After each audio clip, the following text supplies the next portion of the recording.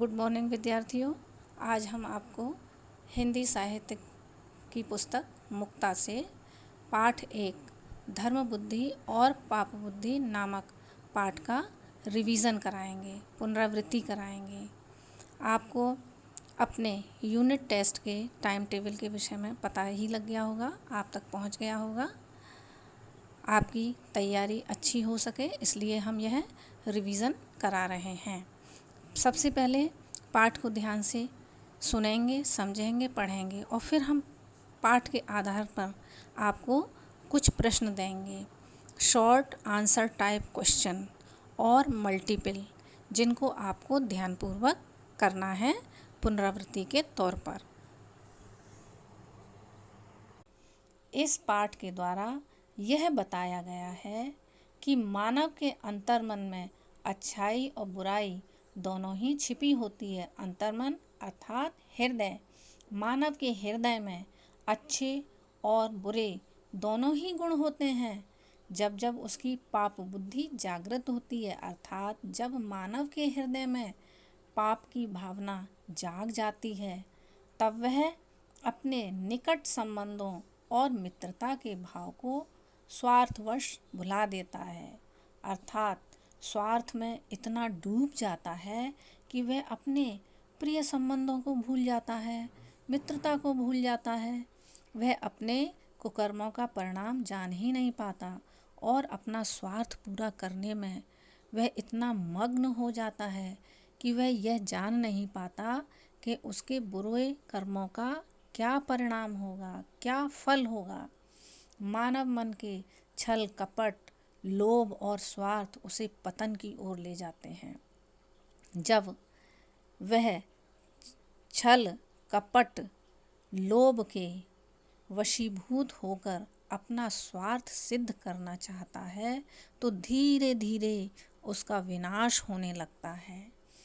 धीरे धीरे सफलता से असफलता की ओर बढ़ने लगता है। आइए अब हम विस्तार से इस पाठ के विषय में पढ़ते हैं। किसी नगर में धर्म बुद्धि और पाप बुद्धि नामक 2 मित्र रहते थे। धर्म बुद्धि चतुर और बुद्धिमान था, लेकिन पाप बुद्धि मूर्ख और निर्धन था। एक दिन पाप बुद्धि ने सोचा, मेरा मित्र धर्म बुद्धि तो चतुर और बुद्धिमान है, वह कोई भी कार्य कर सकता है। मुझे भी उसके साथ रहकर कुछ सीखना चाहिए। मैं उसकी सहायता से कुछ धन कमा सकता हूँ। ऐसा विचार कर, ऐसा सोचकर वह धर्म बुद्धि के पास गया और बोला, मित्र, मैं चाहता हूँ कि हम दोनों परदेश में जाकर धन कमाएं, दूसरे देश में जाकर धन कमाएं। निर्धनता में जीवन व्यतीत करना अच्छा नहीं है, अर्थात गरीबी में जीवन बिताना अच्छी बात नहीं है।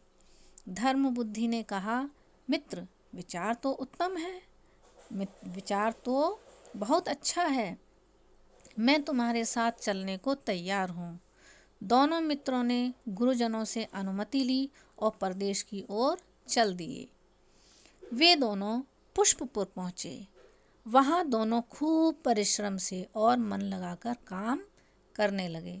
इस प्रकार दोनों ने पर्याप्त धन अर्जित कर लिया, पर्याप्त धन इकट्ठा कर लिया, अर्थात उन्हें जितने धन की आवश्यकता थी उन्होंने उतना धन इकट्ठा कर लिया। अब दोनों मित्रों ने विचार किया कि अब हमें अपने घर वापस चलना चाहिए। दोनों उत्साहपूर्वक अपने घर की ओर चल दिए।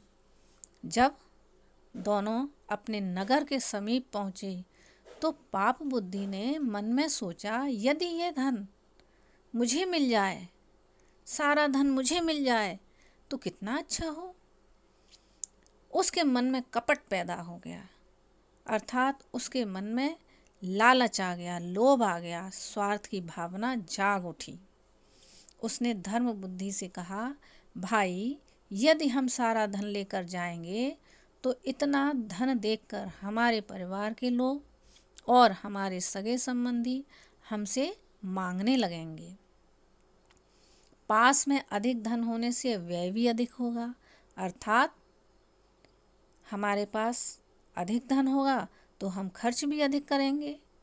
यहाँ पर व्यय का सही अर्थ है खर्च।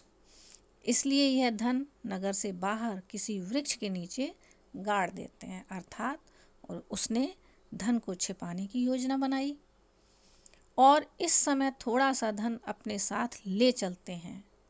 जब यह धन समाप्त हो जाएगा तो यहीं पर आकर और धन ले जाएंगे।